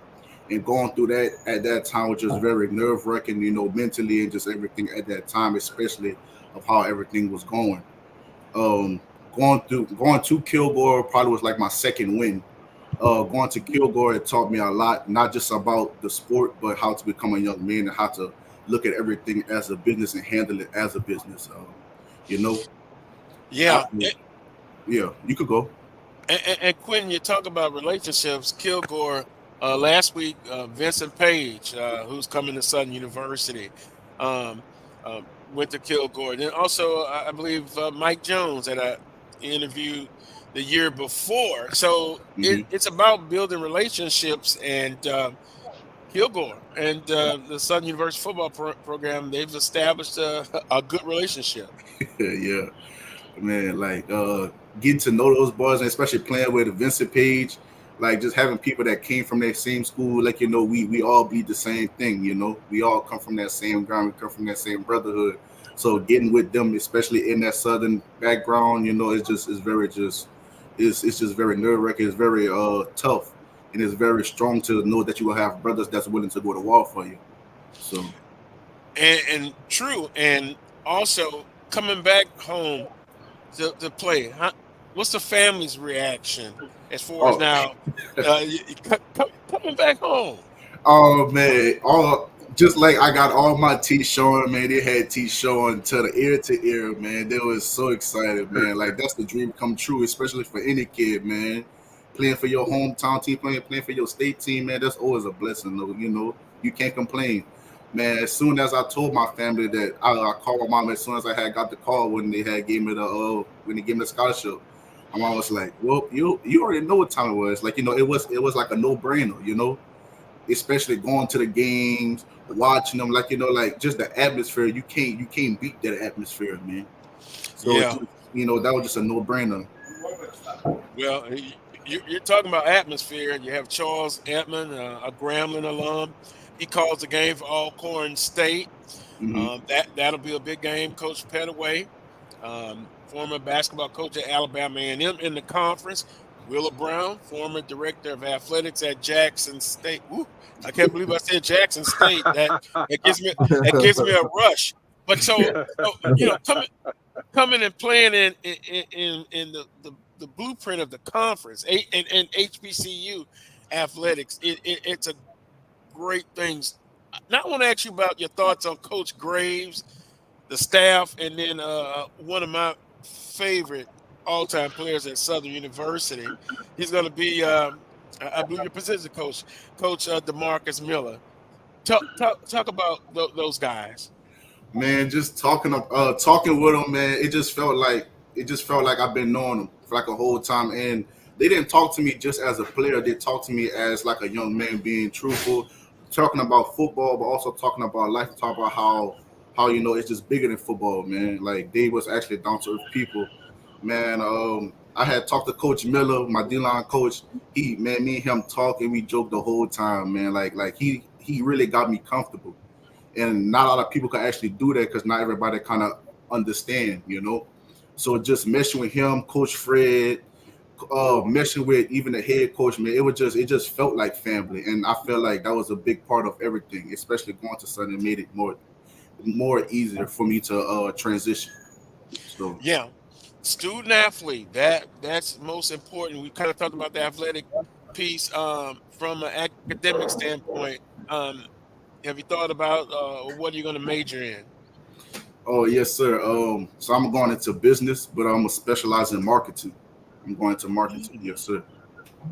Hey, that's something I probably should have gotten into if I knew where I was going to land in this 2024. But outstanding move.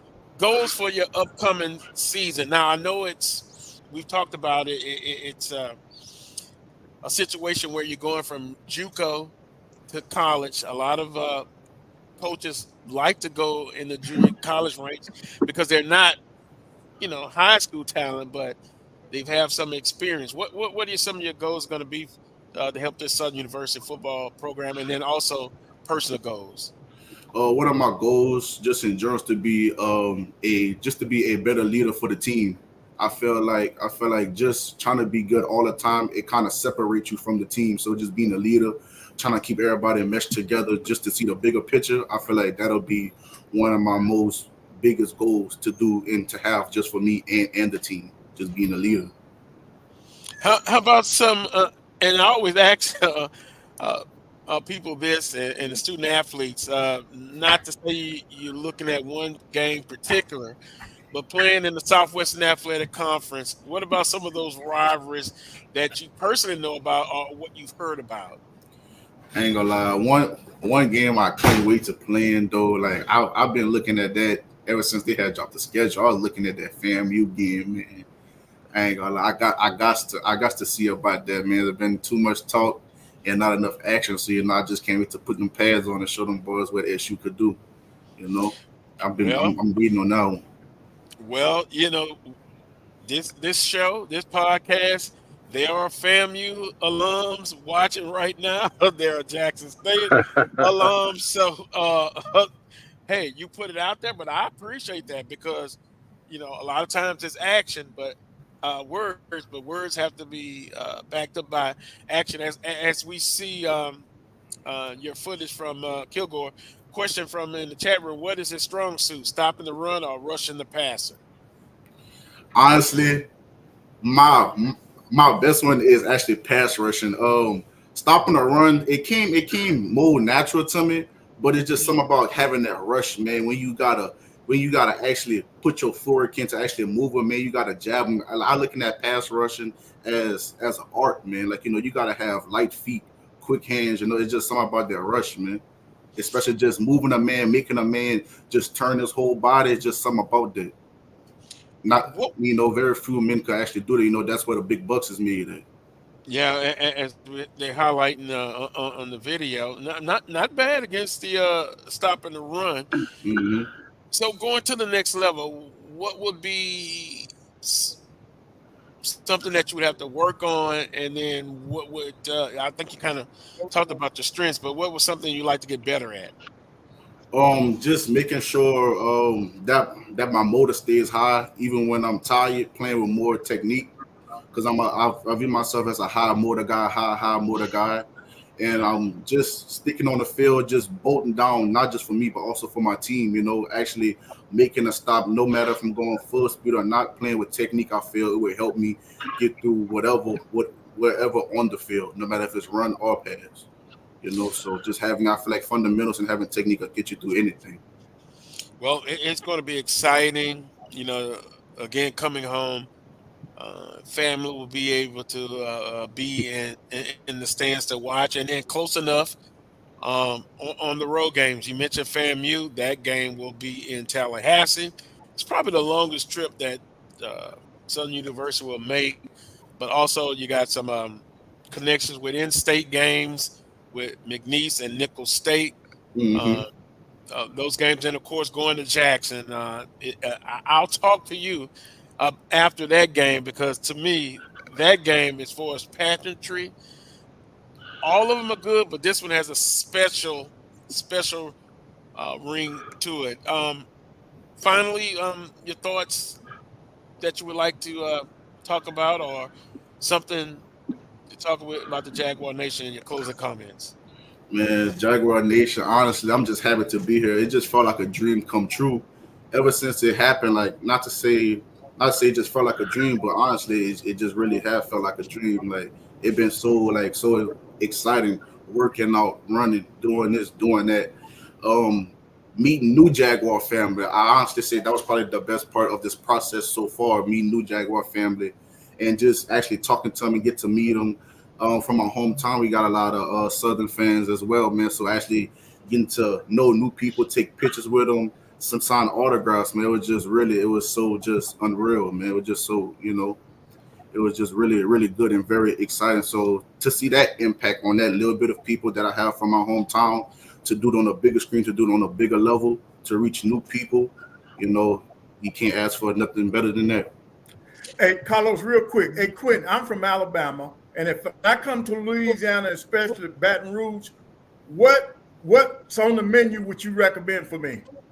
Man, honestly, man, I would have to take you home with me, man. Take you to Lafayette, man. 337. 337, we got the best food, man. If you want some food, come here. We got the best food. We gonna get you right.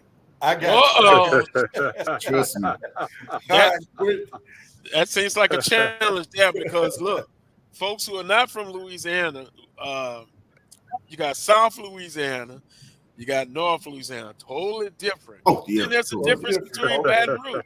If you ask somebody from New Orleans, they'll say that they're the best cookers. Lafayette will say, notice Baton Rouge don't really say that as much, but not bad here as well. Yeah. But the culture, yeah. Oh, trust me. Go finish up. No, go ahead, Quinton. Go ahead. Oh, no, I was just saying, I feel like anywhere down south, you got the good food. But when you talk about the best, man, 337, man, that's what it's at. I'm just, Look at Charles Edmonds smiling. He's been in Louisiana a lot. Oh, yeah, absolutely. Yeah, absolutely. The food is top notch. Oh, yeah, thank you. Yeah. Well, on that note, appreciate you giving us a little time to talk with you and meet with you, and keep grinding, and get ready for a successful season at Southern University, and welcome back home. Oh, man, thank you so much, and thank all y'all, man, for listening just to have me, man. We appreciate you. Have a great weekend. Take care. You too. All right, that was Quinton Butler, Southern University signee. And football as we close out this week's edition of the Coles Brown Show right here on the Black College Sports Network. Don't forget, like, subscribe, hit the notification button. We can give you some closing comments. Start. All right, I'm looking forward to the playoffs. Boston and Dallas. It's going to be a good matchup. Oh boy, we ran out of time to talk about that. Excellent matchup, Charles. I got Dallas. in 6 or 7. Oh my God! Boston got to show me something. I got Boston hasn't shown me yet. We're gonna talk about that next time because I had some people saying, "What is he talking about? Not being tough enough." Quickly, I'll say this: injuries are part of the game. They're not responsible, Charles, that the Greek Freak was out, Jimmy Butler was out. Who else are missing? Indiana was out. And by the way, you're the same guy that said they were going to beat Boston in 6 games. Coach Pettaway, we got to talk to Charles. We got to pull him on the side about that one. But they're not responsible for those injuries. They've done what they're supposed to do. Coach Pettaway, who do you like in this series? Quickly. Boston. Mm-hmm. Wheeler? I don't have a dog in the fight, Carlos. I just want to see some good, hard-nosed, tough basketball. If I can see that, then I'm happy with whomever wins. Quinton, don't tell me. Dallas?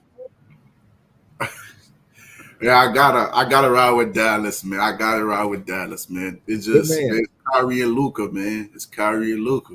I don't want my prejudice to show, but boy, he's one of those European influence that now you got bigs playing on the outside, not inside. Coach Pettaway, help me out, Coach Pettaway. The NBA has changed. I'll say this: the who is that? Reggie Miller. Shame on you. The best scoring duo in the history of the NBA. Are you nuts? Yeah. Are you nuts? No, but.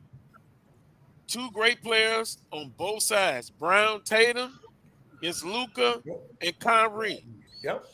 Boston doesn't have to prove anything to me. I said they were going to be in the finals. I'm going My heart says going with Boston. I'm gonna follow my heart. I'm sticking with the East Coast, Coach Pettaway. Oh and yeah. I don't like Dallas even since Avery Johnson left there. But anyway, it's going to be a great series. Which defense? Coach Johnson talked about Dallas defense in the playoffs doing pretty good. But Coach Pettaway, Brown and Tatum are going to do something that Minnesota didn't do. Make those guys play on the defensive end, right, and tire them out a little bit. My goodness. Yeah. Okay, Yep. I've ranted enough. On that note, peace and God bless to everyone. Enjoy the rest of your weekend.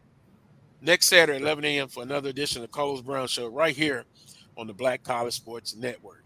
Peace and God bless.